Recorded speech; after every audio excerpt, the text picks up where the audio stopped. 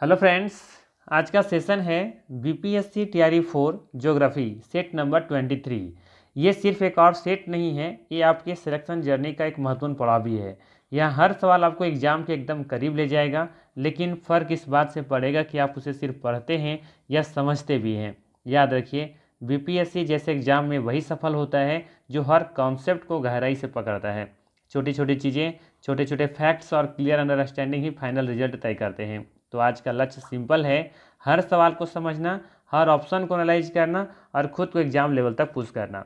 ध्यान से पढ़िए, सोचिए और अपने दिमाग को चैलेंज दीजिए, क्योंकि सिलेक्शन लक से नहीं, कंसिस्टेंट एफर्ट और सही अप्रोच से मिलता है। तो चलिए शुरू करते हैं और देखते हैं आज का सेट नंबर 23।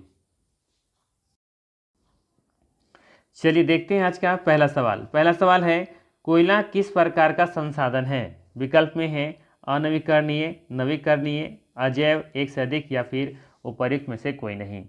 सोचिए, समझिए और हो सके तो उत्तर कमेंट बॉक्स में दीजिए। चलिए, सही उत्तर है अनवीकरणीय। कोयला अनवीकरणीय प्रकार का संसाधन है। अनवीकरणीय संसाधन ऐसे संसाधन होते हैं जो प्रकृति में बनने में बहुत लंबा समय लेते हैं और एक बार उपयोग होने पर जल्दी दोबारा उपलब्ध नहीं होते। कोयला एक जीवाश्म ईंधन है जो पुराने पेड़ पौधों के अवशेषों से लाखों वर्षों में बनते हैं, इसलिए ये जल्दी आप कह लीजिए कि पुनः नहीं बन सकता। ठीक है, वही बात करें नवीकरणीय संसाधन के बारे में, तो ये नवीकरणीय संसाधन वे संसाधन होते हैं जो जल्दी जल्दी पुनः मिल जाते हैं, जैसे कि सूर्य ऊर्जा, पवन ऊर्जा। वही बात करें अजैव संसाधन के बारे में, तो अजैव संसाधन वे संसाधन होते हैं जो निर्जीव चीज़ों से प्राप्त होते हैं, उन्हें अजैव संसाधन कहते हैं। जैसे पानी, हवा, मिट्टी, चट्टान, लोहा, तांबा, सोना, ऐसे बहुत सारे उदाहरण हो सकते हैं। ठीक है, आसान भाषा में कहिए कि जिनमें जीवन नहीं होता है वे अजैव संसाधन होते हैं। ठीक है, वहीं बात करें जैव संसाधन के बारे में, तो जैव संसाधन वे संसाधन होते हैं जो जीवित या कभी जीवित रहे चीज़ों से प्राप्त होते हैं, उन्हें जैव संसाधन कहते हैं, जैसे कि पेड़ पौधे, पशु, मनुष्य, मछली, वन उत्पाद। ठीक है, चलिए अगला सवाल देखते हैं। अगला सवाल है, सौर ऊर्जा निम्नलिखित में से कौन सा संसाधन है? विकल्प में है मानवकृत, पुनः पूर्ति योग्य, अचक्रीय, एक से अधिक या फिर उपर्युक्त में से कोई नहीं। सही उत्तर है विकल्प नंबर बी, पुनः पूर्ति योग्य। पुनः पूर्ति योग्य को ही हम नवीकरणीय ऊर्जा संसाधन भी कहते हैं। ठीक है, तो ध्यान रखिएगा, सौर ऊर्जा नवीकरणीय संसाधन है या फिर कह लीजिए पुनः पूर्ति योग्य संसाधन है। पुनः पूर्ति योग्य संसाधन ऐसे संसाधन होते हैं जो प्रकृति के द्वारा बार बार उपलब्ध होते रहते हैं और जल्दी समाप्त नहीं होते। ठीक है, ध्यान रखिएगा। वहीं बात करें मानवाकृत के बारे में, तो मानवाकृत संसाधन वे होते हैं जिन्हें मनुष्य बनाता है, जैसे कि सड़क, मशीन, भवन। ठीक है, वहीं बात करें अचक्रीय संसाधन के बारे में, तो अचक्रीय संसाधन वे संसाधन होते हैं जो जल्दी वापस नहीं आते या सीमित होते हैं। ठीक है, चलिए अगला सवाल देखते हैं। अगला सवाल है, तट रेखा से कितनी समुद्री मील तक सीमा अपवर्जक आर्थिक क्षेत्र कहलाता है? विकल्प में है 100 nautical mile, 200 nautical mile, 150 nautical mile, एक से अधिक होगा, या फिर उपर्युक्त में से कोई नहीं।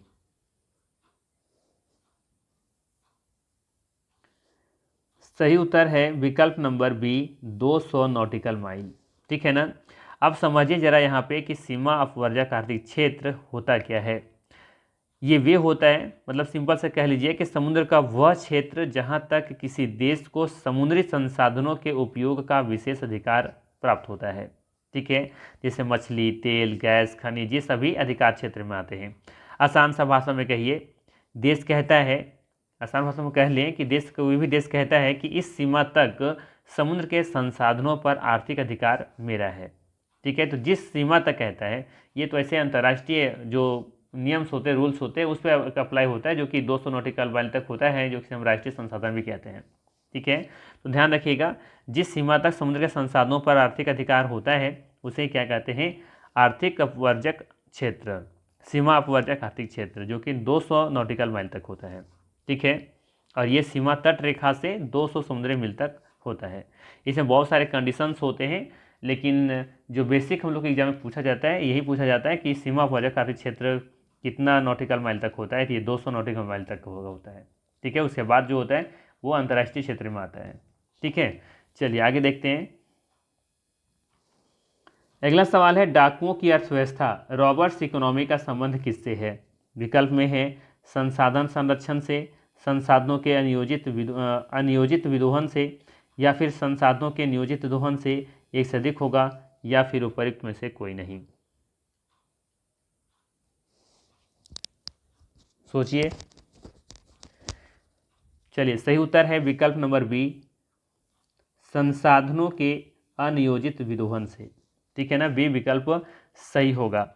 डाकुओं की अर्थव्यवस्था ऐसी अर्थव्यवस्था जिसमें संसाधनों का अंधाधुंध, स्वार्थपूर्ण और बिना योजना के दोहन किया जाता है। जैसे डाकू लूटकर सब ले जाता है और भविष्य की चिंता नहीं करता। आसान भाषा में कहिए, आज जितना मिल रहा है सब इस्तेमाल कर लो, भविष्य की चिंता नहीं करो, यही कहता है रॉबर्ट्स इकोनॉमी। ठीक है, यानी कि डाकुओं की अर्थव्यवस्था। ठीक है, तो विकल्प नंबर बी सही होगा। चलिए आगे देखते हैं। मतलब सिंपल सा कहिए ना, लूट खसोट वाला जो होता है ना वो रॉबर्ट्स इकोनॉमी कहता है। बस लूट लो, भविष्य की चिंता मत करो, यानी कि सतत विकास का जस्ट उल्टा। चलिए अगला सवाल देखिए। समुद्री क्षेत्र में राजनीतिक सीमा के कितनी दूरी तक राष्ट्रीय संपदा निहित है? बताना है, समुद्री क्षेत्र में राजनीतिक सीमा के कितनी दूरी तक राष्ट्रीय संपदा निहित है? विकल्प में है 10.2 किलोमीटर, 15.5 किलोमीटर, 12.2 किलोमीटर, या फिर एक से अधिक होगा, या फिर उपयुक्त में से कोई नहीं।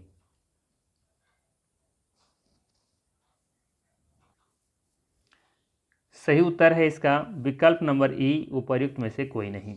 ठीक है, ध्यान रखिएगा, समुद्री क्षेत्र में राजनीतिक सीमा के कितनी दूरी तक राष्ट्रीय संपदा निहित होती है? तो याद रखिएगा 22.2 किलोमीटर, 22.2 किलोमीटर। ठीक है, अगर नॉटिकल माइल में पूछा जाए तो आप बताएंगे 12 समुद्री मील, 12 समुद्री मील।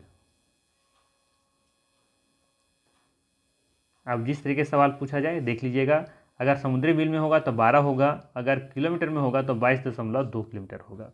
ठीक है, क्योंकि आप लोगों को पता होना चाहिए कि एक समुद्री मील बराबर होता है 1.852 किलोमीटर। ठीक है, ऐसे 12 से गुना कर देंगे तो आपको लगभग मिलेगा 22.2 किलोमीटर। ठीक है, अब थोड़ा सा समझते हैं कि इससे पहले वाला जो सवाल था, क्वेश्चन नंबर ये वाला है ना, तट रेखा से कितनी समुद्री मील तक सीमा अपवर्जक आर्थिक क्षेत्र कहलाता है? तो ये 200 नॉटिकल माइल था, लेकिन ये क्या है, ये सिर्फ कह रहे हैं कि यहाँ पे 22.2 किलोमीटर है। तो दोनों में अंतर क्या है, इस चीज़ को समझते हैं। देखिए, समुद्र का वह भाग जो देश की वास्तविक राजनीतिक सीमा माना जाता है, ठीक है, वह क्या कहलाता है? पॉलिटिकल, या कह लीजिए कि प्रादेशिक सीमा या राजनीतिक सीमा। ठीक है, मतलब यहाँ देश का लगभग पूरा नियंत्रण होता है, जैसे कानून, सुरक्षा, संप्रभुता, मतलब सिंपल सा कह लीजिए ना कि ये देश का समुद्री घर कह लीजिए। यानी जिस तरीके से भूमि पर अधिकार होता है ना, ठीक इसी तरीके से यहाँ तक, यानी कि 22.2 किलोमीटर तक ये पूरी तरीके से अपना घर की तरह है। वो जिस तरीके से हम अपना राजपाट अपने देश में चलाते हैं, जैसे मान लेते हैं कि ये वाला क्षेत्र में जिस तरीके से यहाँ पे अधिकार है, उसी तरीके से 22.2 किलोमीटर जो क्षेत्र वाला एरिया है ना, वहाँ पे सेम अधिकार वैसे ही जमाना है, वैसे अधिकार रहेगा, सब कुछ अधिकार है वो आपको करने का वहाँ पे। लेकिन सीमा अपवर्जक आर्थिक क्षेत्र में क्या होता है कि समुद्र का वह क्षेत्र जहाँ देश का केवल आर्थिक संसाधनों का उपयोग का विशेष अधिकार होता है, जैसे कि मछली, तेल, गैस, खनिज का इस्तेमाल आप कर सकते हैं, तो वो वाला अधिकार को कहते हैं सीमा अपवर्जक आर्थिक क्षेत्र, जो कि 200 नॉटिकल माइल तक होता है। लेकिन जिस तरीके से भूमि पर अपना अधिकार से चलाते हैं, उसी तरीके से 22.2 किलोमीटर जो चला रहे हैं वो आपकी राजनीतिक सीमा कहलाएगा, पॉलिटिकल जो लाइन है वो कहलाएगा। ठीक है, तो ये दोनों में थोड़ा सा अंतर है, ध्यान रखिएगा। अगर राजनीतिक सीमा पूछा जाए तो 22.2 किलोमीटर, और अगर आपसे पूछा जाए सीमा अपवर्जक आर्थिक क्षेत्र तो क्या कहेंगे? 200 नॉटिकल माइल कहेंगे। ठीक है, तो ये दोनों में अंतर है। ठीक है, तो अगर 200 समुद्री मील कहा जाए तो आर्थिक अधिकार, संसाधनों पर अधिकार सिर्फ होगा, और अगर 12 समुद्री मील कहे तो राजनीतिक अधिकार, पूर्ण नियंत्रण, पूरी तरीके से नियंत्रण में रहेगा वो। ठीक है, तो ये दोनों बेसिक अंतर है। चलिए आगे देखते हैं। अगला सवाल है, निम्नलिखित में से कौन सा कथन सत्य है? बताना है कि कौन सा कथन सत्य है। पहला में है, नर्मदा बचाओ आंदोलन का नेतृत्व मेधा पाटेकर ने किया। चिपको आंदोलन का संबंध वन संरक्षण से है। संदीप पांडे वर्षा जल संचयन से जुड़े हैं। एक से अधिक कथन सही है, या फिर उपयुक्त में से कोई नहीं। चलिए बात करते हैं पहला विकल्प में क्या दे रखा है। नर्मदा बचाओ आंदोलन का नेतृत्व मेधा पाटेकर ने किया है, बिल्कुल सही है। ठीक है, नर्मदा बचाओ आंदोलन बड़े बांधों के कारण विस्थापन और पर्यावरणीय नुकसान के विरोध में चला था। नर्मदा बचाओ आंदोलन, इसके प्रमुख चेहरा कौन थे? मेधा पाटेकर, जो कि कथन सही है।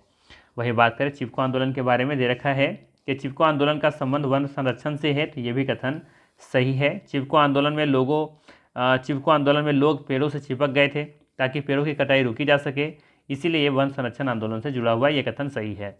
ठीक है, वहीं बात करें सी विकल्प में दे रखा है संदीप पांडे वर्षा जल संचयन से जुड़े हैं, ये भी कथन सही है। संदीप पांडे पर्यावरण और जल संरक्षण अभियानों से जुड़े रहे हैं, तो ये भी कथन सही है। विकल्प नंबर डी सही होगा। ठीक है, ये ध्यान रखिएगा सवाल बिहार बोर्ड में जो क्लास 10 की ज्योग्राफी चलती है 10th का बुक, उस बुक से ये क्वेश्चन लिया गया है, ध्यान रखिएगा।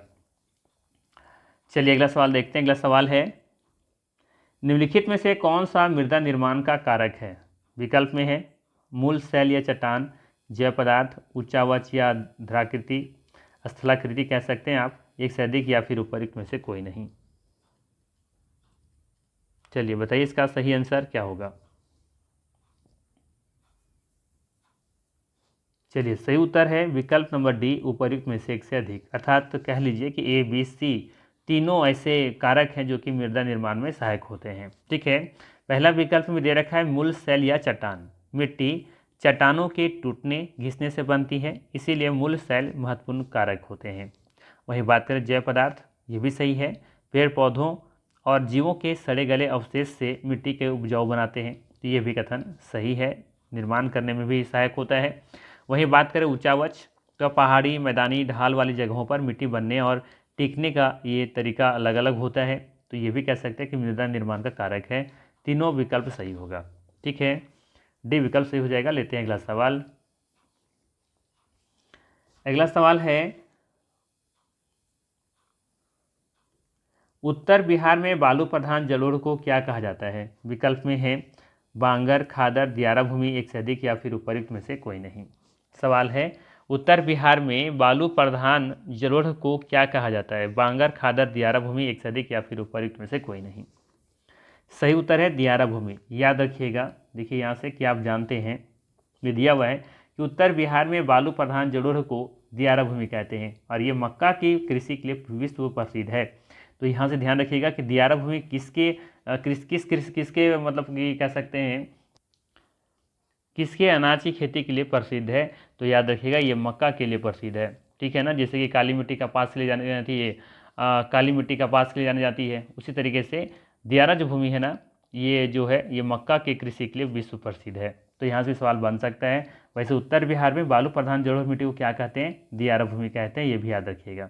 चलिए अगला सवाल देखते हैं। अगला सवाल है निम्नलिखित में से कौन सा कथन सत्य है? बताना है निम्नलिखित में से कौन सा कथन सत्य है। पहला है मूल शैल मृदा निर्माण को प्रभावित करती है, बिल्कुल कथन सही है। ठीक है, ऑलरेडी ये सवाल डिस्कस कर चुके हैं। वैसे जैव पदार्थ मृदा निर्माण में सहायक होते हैं, ये भी सही है। उच्चावच मृदा निर्माण को प्रभावित करती है, ये भी सही है। कह सकते हैं यहाँ पे सभी कथन सही है, विकल्प नंबर डी सही हो जाएगा, एक से अधिक कथन सही है। चलिए अगला सवाल देखिए। अगला सवाल है पंजाब में भूमि निम्नीकरण का मुख्य कारण क्या है? विकल्प में है वनोन्मूलन, गहन खेती, अति पशुचारण, एक से अधिक या फिर उपयुक्त में से कोई नहीं। सही उत्तर है विकल्प नंबर बी, गहन खेती। ठीक है, ध्यान रखिएगा, गहन खेती या फिर अति सिंचाई, अगर दोनों में से कोई भी विकल्प में है तो दोनों सही होगा। पंजाब में भूमि निम्नीकरण का जो मुख्य कारण है वो क्या है? गहन खेती है। ठीक है, ध्यान रखिएगा। वैसे यहाँ पे बात करें भूमि निम्नीकरण का क्या अर्थ है, तो ध्यान रखिएगा, जब भूमि की गुणवत्ता, उर्वरता और उत्पादन क्षमता घट जाती है ना, तो उसे ही भूमि निम्नीकरण कहते हैं। आसान भाषा में जो जमीन पहले अच्छी फसल देती थी अब कम फसल देने लगी है या खराब हो जाए, इसे भूमि निम्नीकरण कहते हैं। कई कारण हो सकते हैं इसका, जैसे कि ज़्यादा खेती या फिर गहन खेती, अति सिंचाई, वनों की कटाई, अति पशुचारण, अधिक रासायनिक खाद का उपयोग करना, मिट्टी का कटाव हो जाना, जल भराव या फिर लवणीयता की जो गुण है वो बढ़ जाना। ठीक है, तो बहुत सारे कारण हो सकते हैं। ठीक है, मुख्य रूप से क्लास 10th लेवल तक हम लोग को ये भी पढ़ना है कि किन किन राज्यों में किस कारण से भूमि निम्नीकरण हुआ है। ठीक है, तो याद रखिएगा, जैसे झारखंड,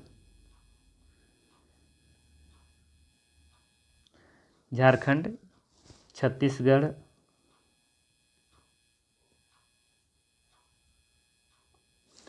इसके बाद है आपका एमपी, मध्य प्रदेश, ठीक है, उड़ीसा। इन राज्यों में अब देखेंगे तो खनन से भूमि का निम्नीकरण हुआ है। ठीक है, पूछा जा सकता है या पूछा जाता भी है, ध्यान रखिएगा। इसके अलावा ध्यान में रखिएगा पंजाब और हरियाणा, ठीक है, पंजाब और हरियाणा, इन दो राज्यों में आप देखेंगे ना तो अधिक सिंचाई या फिर अति सिंचाई, जो भी कहिए आप, या फिर गहन खेती कहिए, इनकी वजह से यहाँ पे भूमि निम्नीकरण हुआ है। इसके बाद है आपका राजस्थान और गुजरात,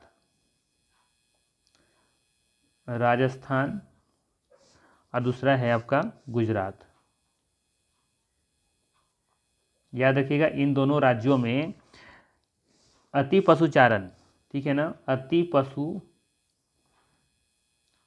की वजह से भूमि निम्नीकरण हुआ है।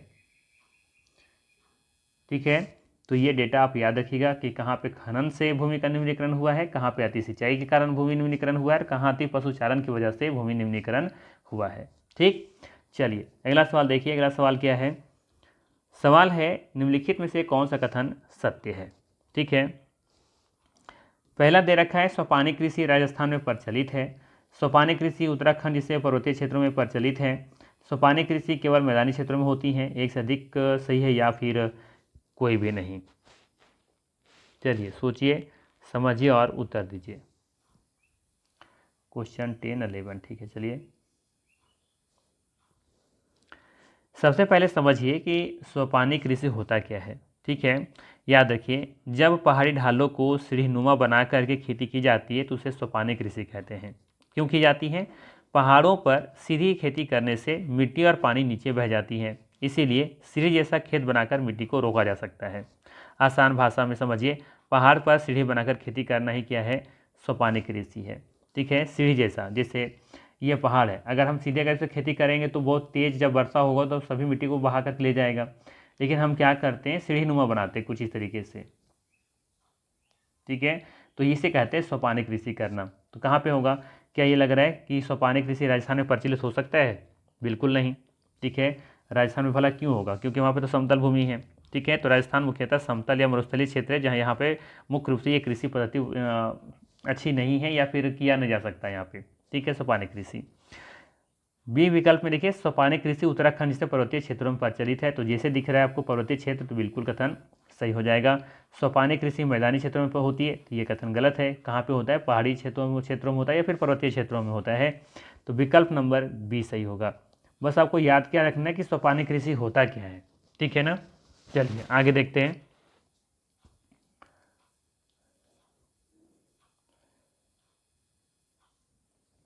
अगला सवाल है, मरुस्थलीय मृदा का प्रमुख विस्तार कहाँ पे है? विकल्प में है उत्तर प्रदेश, राजस्थान, कर्नाटक, एक से अधिक, या फिर उपयुक्त में से कोई नहीं। मरुस्थलीय मृदा का प्रमुख विस्तार कहाँ पे है? ये तो आसान से सवाल है, सभी को पता होगा। सही उत्तर क्या है? विकल्प नंबर बी, राजस्थान। भारत का सबसे बड़ा मरुस्थलीय क्षेत्र थार मरुस्थल राजस्थान में ही है, इसीलिए मरुस्थलीय मृदा का प्रमुख विस्तार आप देखेंगे तो राजस्थान इसका सही आंसर हो जाएगा। ठीक है, चलिए आगे देखते हैं।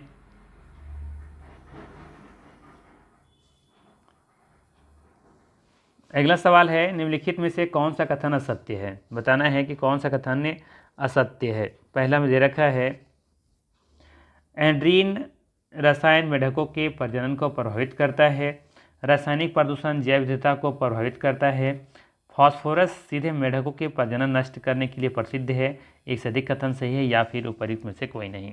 ये क्लास 10th के बिहार बोर्ड में चलती है ना, क्लास 10 की बुक, वहाँ से सवाल उठाया गया है, ध्यान रखिएगा।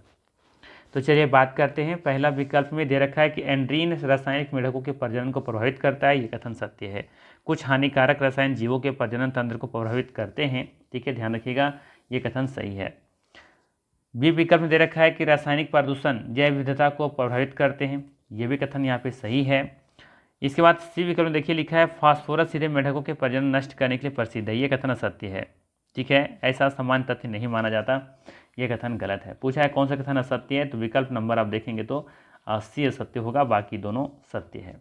ठीक है, तो ये जरूर याद रखिएगा एंड्रीड रसायन के बारे में, जो कि मेढक के प्रजनन क्षमता को इफेक्ट करता है, प्रभावित करता है। चलिए अगला सवाल देखिए। अगला सवाल है काली मृदा का दूसरा नाम क्या है। ये तो आसान सा सवाल है, कई बार करवा चुके हैं इस तरह का सवाल। बताना है काली मिट्टी का दूसरा नाम क्या है। बलुई मृदा, रेगुन मृदा, लाल मृदा, एक से अधिक या फिर उपयुक्त में से कोई नहीं। सही उत्तर है रेगुन मृदा। ठीक है, याद रखिएगा काली मिट्टी ये काले रंग की मिट्टी होती है जिसमें नमी रोक कर रखने की क्षमता बहुत अधिक होती है। ठीक है, ये खास करके कपास की खेती लिए प्रसिद्ध होती है। ठीक है, काली मृदा को रेगुन मृदा भी कहा जाता है, याद रखना आपको अच्छे तरीके से। ठीक, तो विकल्प नंबर 20 सही होगा। चलिए अगला सवाल देखिए। अगला सवाल है निम्नलिखित में से कौन सा कथन सत्य है। बताना है निम्नलिखित में से कौन सा कथन सत्य है। पहला है काली मृदा कपास की खेती के लिए उपयुक्त है। रेगुन मृदा काली मिट्टी का दूसरा नाम है। काली मिट्टी नमी धारण करने की क्षमता रखती है। एक से अधिक कथन सही है या फिर कोई भी नहीं। तो बात करें पहला कथन, बिल्कुल सही है कि काली मृदा कपास की खेती के लिए उपयुक्त होती है। बी कथन भी सही है, रेगुन मृदा काली मृदा का दूसरा नाम है। काली मिट्टी नमी धारण करने की क्षमता रखती है, बहुत अधिक रखती है, ये कथन बिल्कुल सही है। तो कह सकते हैं यहाँ पे डी विकल्प सही हो जाएगा। ठीक है, चलिए अगला सवाल देखिए। अगला सवाल है निम्नलिखित में से कौन सा कथन सत्य है। ठीक है, बताना है कि कौन सा कथन सत्य है। पहला है कोसी नदी को बिहार का शोक कहा जाता है। सोन नदी उत्तर बिहार की प्रमुख नदी है। गंडक नदी दक्षिण बिहार में बहती है। एक से अधिक कथन सही है या फिर उपयुक्त में से कोई नहीं। नदियों से संबंधित कॉन्सेप्ट क्लियर करके रखिएगा, है ना। उत्तर बिहार की नदियाँ और कुछ दक्षिण बिहार की नदियाँ। दक्षिण बिहार की जो नदियाँ होती हैं वो प्रायद्वीपीय पठार से निकल करके चलती हैं, बह करके आती हैं और गंगा मिलती हैं। और उत्तर बिहार की जो नदियाँ वो सभी देखेंगे तो आप कह लीजिए कि हिमालयी नदी होती हैं जो 12 होती हैं। ठीक है, जबकि आप देखेंगे तो जो दक्षिण बिहार से चल करके आती है, यानी कह सकते हैं प्रायद्वीपीय पठार से जो चल करके आती हैं, वो सभी कह सकते हैं कि मानसूनी नदियाँ होती हैं, मानसून वर्षा पर निर्भर होती है। वर्षा के दिनों में इन नदियों में पानी देखने को मिलता है। ठीक है, अब चलिए देखते हैं पहला विकल्प क्या कह रहा है। कोसी नदी को बिहार का शोक कहा जाता है, बिल्कुल कथन सही है। ठीक है, कोसी नदी बार बार बाढ़ लाती हैं और अपना रास्ता बदलती रहती हैं, इसीलिए बिहार का इसे शोक कहा जाता है। ठीक है, सोन नदी उत्तर बिहार की प्रमुख नदी है, ये कथन गलत है। ठीक है, सोन नदी दक्षिण बिहार की प्रमुख नदी है, याद रखिएगा उत्तर बिहार का नहीं। वहीं विकल्प सी देखें, गंडक नदी दक्षिण बिहार में बहती है, तो ये भी कथन गलत है। गंडक नदी देखेंगे तो उत्तर बिहार में बहती हैं, गंडक कह लीजिए, बूढ़ी गंडक कह लीजिए। ठीक है, तो ये दोनों नदियाँ उत्तर बिहार में बहती हैं, तो ये भी कथन गलत है। पूछा था कौन सा कथन सत्य है, तो ये कथन सत्य हो जाएगा। ठीक है, चलिए आगे देखते हैं, अगला सवाल लेते हैं। अगला सवाल है निम्नलिखित में से कौन सा कथन सत्य है। पहला है रोहतास जिला चूना पत्थर के लिए प्रसिद्ध है। मुंगेर तांबा के लिए प्रसिद्ध है। गया में अभ्रक पाया जाता है, एक से अधिक कथन सही है या फिर उपयुक्त में से कोई नहीं। तो चलिए देखते हैं, पहला कथन दे रखा है रोहतास जिला चूना पत्थर के लिए प्रसिद्ध है, बिल्कुल कथन सही है। ठीक है, रोहतास जिले में चूना पत्थर मिलता है जो सीमेंट उद्योग में काम आता है। वहीं बात करें विकल्प नंबर बी, मुंगेर तांबा के लिए प्रसिद्ध है, ये कथन गलत है। ठीक है, मुंगेर तांबा के लिए प्रमुख रूप से प्रसिद्ध नहीं माना जाता है, ध्यान रखिएगा। गया में अभ्रक पाया जाता है, तो ये कथन आप मान के चल सकते हैं कि सही है, लेकिन ज़्यादातर आप देखेंगे तो नवादा में मिलता है। ठीक है, तो ये भी कथन थोड़ा सा यहाँ पे एग्जैक्टली यहाँ पे कह सकते हैं गलत हो जाना चाहिए। ठीक है, तो विकल्प नंबर इसका सिर्फ कौन सा सही होगा, ए सही होगा। ठीक है, चलिए अगला सवाल देखिए। अगला सवाल है 15वें अंतर्राष्ट्रीय रेत कला महोत्सव का उद्घाटन 1 दिसंबर 2025 को किस राज्य में किया गया। बताना है 15वें अंतर्राष्ट्रीय रेत कला महोत्सव का उद्घाटन 1 दिसंबर 2025 को किस राज्य में किया गया। बिहार, पश्चिम बंगाल, उड़ीसा, एक से अधिक या फिर उपयुक्त में से कोई नहीं। सही उत्तर है विकल्प नंबर सी, उड़ीसा। याद रखिएगा पुरी में ये प्रसिद्ध अंतर्राष्ट्रीय रेत कला महोत्सव आयोजित किया गया है उड़ीसा के। ठीक है, चलिए आगे देखते हैं।